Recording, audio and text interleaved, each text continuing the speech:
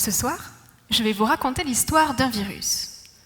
Nous sommes il y a un peu plus de 70 ans, dans une dense forêt d'Afrique, la forêt Zika. Un petit groupe de chercheurs décidait de placer des singes à la cime des arbres dans le but de contrôler la circulation de dangereux pathogènes pour l'homme, comme par exemple la terrible fièvre jaune. Quelques jours plus tard, ils décidèrent de faire le tour des singes pour voir si tout le monde allait bien. Mais un de leurs singes présentait de légers signes de fièvre. Par précaution, ils décidèrent de lui faire une prise de sang. Et c'est alors qu'une fois arrivés au laboratoire, lors de l'analyse de ce même sang, ils y découvrirent non pas le virus de la dengue, non pas le virus de la fièvre jaune, mais un nouveau virus. En science, on appelle ça une découverte fortuite, un grand mot pour dire qu'on l'a découvert, mais qu'on l'a pas vraiment fait exprès. Imaginez d'ailleurs la surprise des chercheurs qui furent tellement pris de court qu'ils lui donnèrent un nom très original, le virus Zika. Nous voici donc en 1947 avec un nouveau virus sur les bras. Mais bon, étant donné qu'il n'était pas pathogène pour l'homme, à quoi bon l'étudier? Grossière erreur, car la suite, nous la connaissons tous.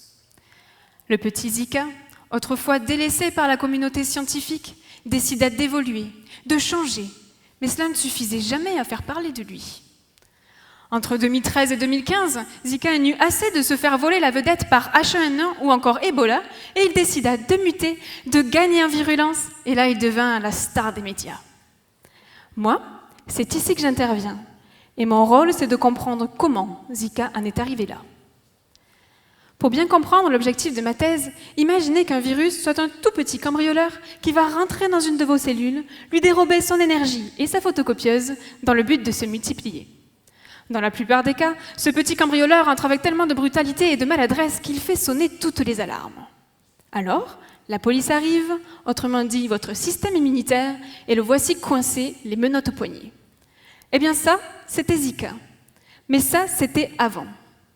Maintenant, Zika est devenu un super cambrioleur, le genre de ceux qui cambriolent les banques incognito et qui fait sonner les alarmes qu'une fois qu'il a terminé son casse. Dans ce cas, votre système immunitaire arrive, mais malheureusement, il est trop tard. Zika lui a échappé et il se dissémine partout. Et là, Vouton est malade, et parfois même sévèrement. L'objectif de mon travail, il est là.